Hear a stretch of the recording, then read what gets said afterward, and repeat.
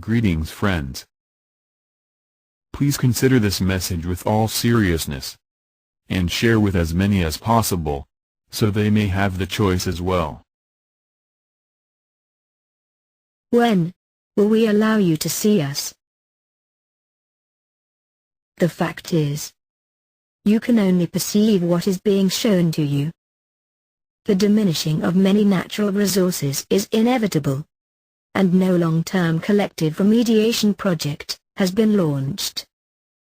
Ecosystem exhaustion mechanisms have exceeded irreversible limits. The scarcity of resources, whose entry price will rise day after day, and their unfair distribution, will bring about fratricidal fights on a large scale, from the hearts of your cities to your countrysides. This is the reason why, more than ever in your history, your decisions of today will directly and significantly impact your survival tomorrow.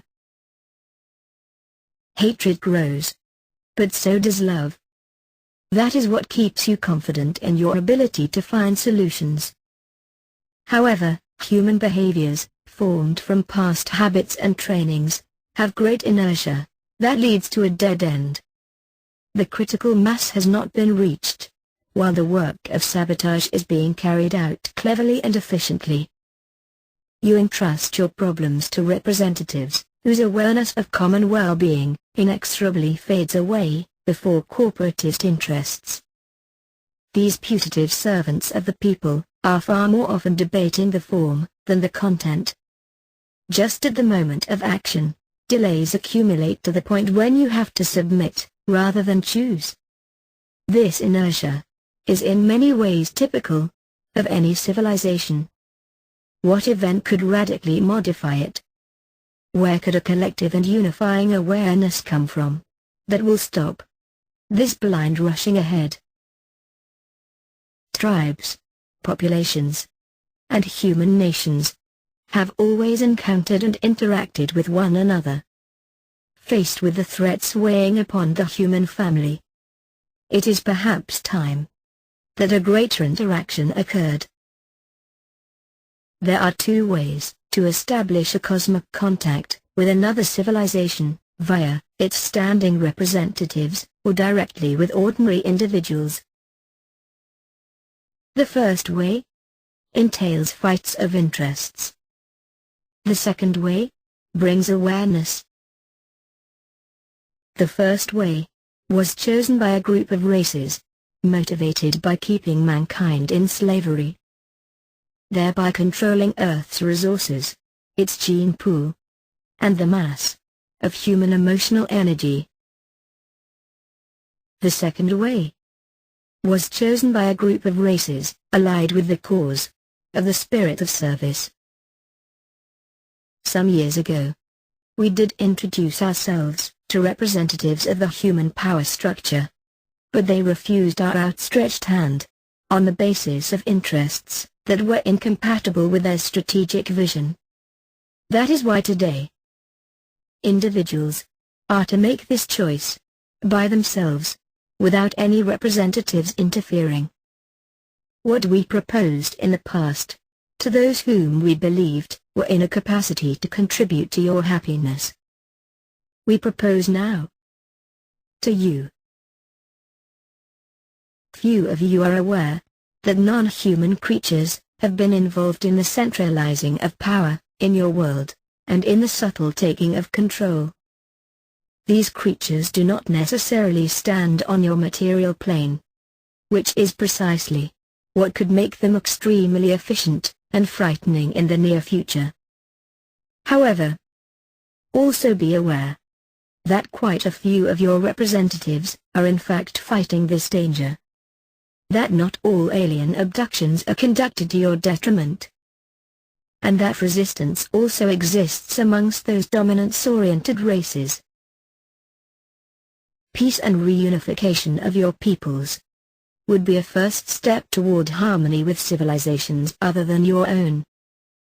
That is precisely what those who manipulate you behind the scenes want to avoid, at all cost, because, by dividing, they rule. They also rule over those who more visibly govern you. Their strength comes from their capacity to instill mistrust and fear. This considerably harms your very cosmic nature. This message will be of no interest if these manipulators' influence were not reaching its peak, and if their misleading and murderous plans did not materialize within a few years from now. Their deadlines are close, and mankind will undergo unprecedented difficulties for the next 10 cycles/years. To defend yourselves against this aggression that bears no face, you need at least to have enough information that points to the solution. Here again, appearance and body type will not be enough to tell the dominator from the ally. At your current state of psychic development, it is extremely difficult for you to distinguish between them. In addition to your intuition, training will be necessary when the time has come. Being aware of the priceless value of free will, we are inviting you to an alternative. What can we offer? We can offer you a more holistic vision of the universe and of life. Constructive interactions. The experience of fair and fraternal relationships. Liberating technical knowledge. Eradication of suffering. Controlled exercise of individual powers. Access to new forms of energy. And finally, a better comprehension of consciousness. We cannot help you overcome your individual and collective fears, or bring you laws that you would not have chosen. You must also work on your own selves, apply individual and collective efforts to build the world you desire, and manifest the spirit to quest for new skies. What would we receive? Should you decide that such a contact take place? We would rejoice over the safeguarding of fraternal equilibrium in this region of the universe, fruitful diplomatic exchanges, and the intense joy of knowing that you are united to accomplish what you are capable of. The feeling of joy is strongly sought in this universe, for its energy is divine. What is the question we ask you? Do you wish that we show ourselves to you? How can you answer this question? The truth of soul can be read telepathically, so you only need to clearly ask yourself this question, and give your answer just as clearly, on your own, or in a group, as you wish. Being in the heart of a city, or in the middle of a desert, does not impact the efficiency of your answer. Yes or no. Just do it as if you were speaking to yourself, but thinking about the message. This is a universal question. And these mere few words, put in their context, have a very powerful meaning. This is why you should calmly think about it in all conscience. In order to perfectly associate your answer with this question, it is recommended that you answer after another careful reading or listening of this message. Do not rush to answer. Breathe, and let all the power of your own free will penetrate you. Be proud of what you are. Then do not let hesitation get in the way. The everyday problems that you may have can weaken you. To be yourselves, forget about them for just a few minutes. Feel the force that springs up in you. You are in control of yourselves. A single thought, a single answer, can drastically change your near future. In one way as in another. Your individual decision of asking in your inner self that we show up, and in broad daylight, is precious and essential to us. Even though you can choose the way that best suits you, rituals per se are essentially useless. A sincere request made with your heart and your own will always be perceived by those of us to whom it is sent. In your own private polling booth of your secret will, you will determine the future. What is the lever effect? This decision should be made by the greatest possible number among you, even though it might seem like a minority. It is recommended to spread this message, in all envisageable fashions, in as many languages as possible, to those around you, whether or not they seem receptive to this new vision of the future. Do it using a humorous tone or derision, if you feel this will help. You can even openly and publicly make fun of it, if it makes you feel more comfortable. But do not be indifferent, for at least you will have exercised your free will. Forget about the false prophets and the beliefs that have been transmitted to you about us. This request is one of the most intimate that can be asked to you. Making a decision by yourself, as an individual, is your right, as well as your responsibility. Passivity only leads to the absence of freedom. Similarly, indecision is never efficient. If you really want to cling to your beliefs, which is something that we understand, then forcefully say no. If you do not know what to choose, do not say yes, simply because of mere curiosity. This is not a show. This is real daily life. We exist. We are as alive as you. Your history has had plenty of episodes when determined men and women were able to influence the thread of events, despite their small numbers. Just as a small number is enough to take temporal power on earth and influence the future of the majority, a small number of you can radically change your fate, as an answer to the impotence, in face of so much inertia, and so many hurdles. You can ease mankind's birth to brotherhood. One of your serious thinkers once said, "Give me a handhold, and I'll raise the earth." Spreading this message will then be the strengthening of the handhold. We will be the light-years-long lever, and you will be the craftsman, to raise the earth, as a consequence of our appearance.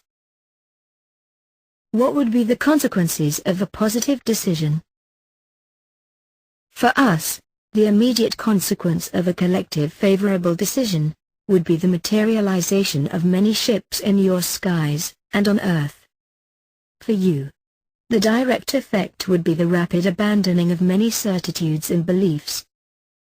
A simple conclusive visual contact would have huge repercussions for your future. Much knowledge would be modified forever. The organization of your societies would be deeply upheaved forever, in all fields of activity. Power would become individual, because you would see for yourself that we exist as living beings, not accepting or rejecting that fact, on the word of any external authority. Concretely, you would change the scale of your values. The most important thing for us is that humankind would form a single family, before this unknown we would represent. Danger would slowly melt away from your homes, because you would indirectly force the undesirable ones, those we name, the third party, to show up, and then vanish. You would all bear the same name and share the same roots. Mankind. Later on, peaceful and respectful exchanges would be thus possible, if such is your wish.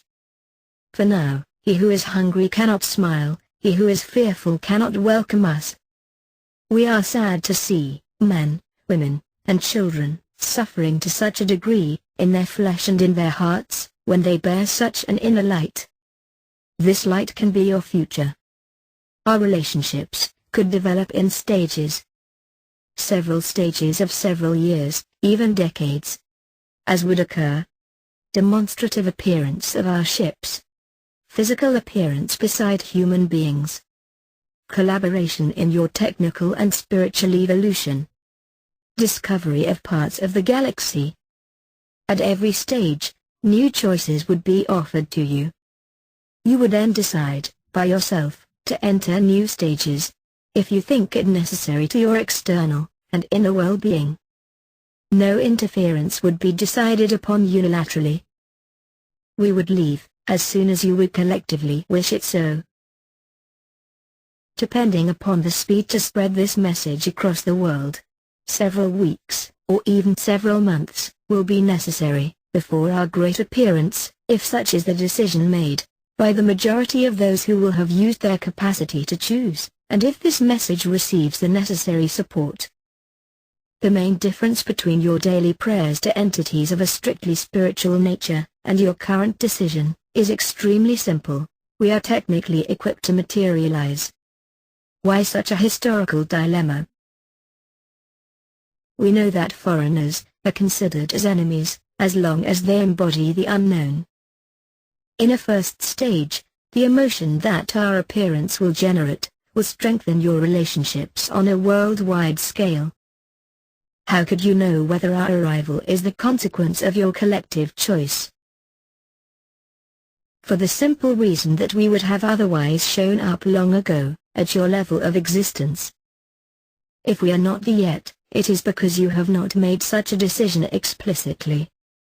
Some among you might think that we would make you believe in a deliberate choice of yours, so as to justify our arrival, though this would not be true. If that were the case, what interest would we have in openly giving you access to these opportunities? For the benefit of the greatest number of you? How could you be certain that this is not yet another subtle maneuver of the third party to better enslave you? Because one always more efficiently fights something that is identified, than what is kept hidden. Isn't the terrorism that corrodes you a blatant example? Whatever. You are the sole judge in your own heart and soul. Whatever your choice, it would be respectable and respected. In your current situation, the precautionary principle that consists in not trying to discover us no longer prevails. You are already in the Pandora's box that the third party has created around you.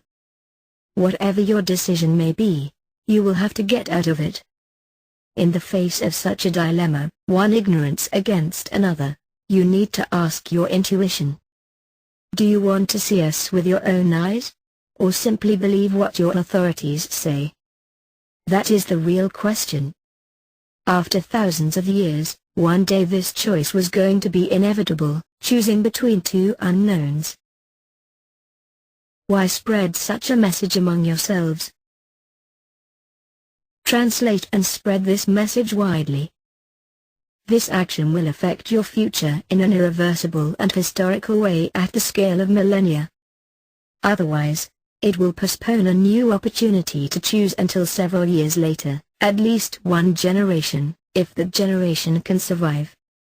Not choosing stands for undergoing other people's choice. Not informing others stands for running the risk of obtaining a result that is contrary to one's expectations. Remaining indifferent means giving up one's free will. It is all about your future. It is all about your revolution. It is possible that this invitation will not receive your collective assent and will be disregarded.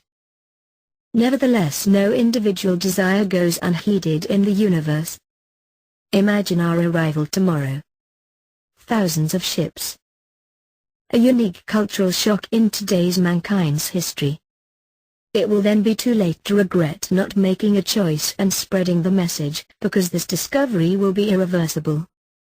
We do insist that you do not rush into it, but do think about it and decide. The big media will not necessarily be interested in spreading this message. It is therefore your task, as an anonymous yet an extraordinary thinking and loving being, to transmit it. You are still the architects of your own fate. End of message.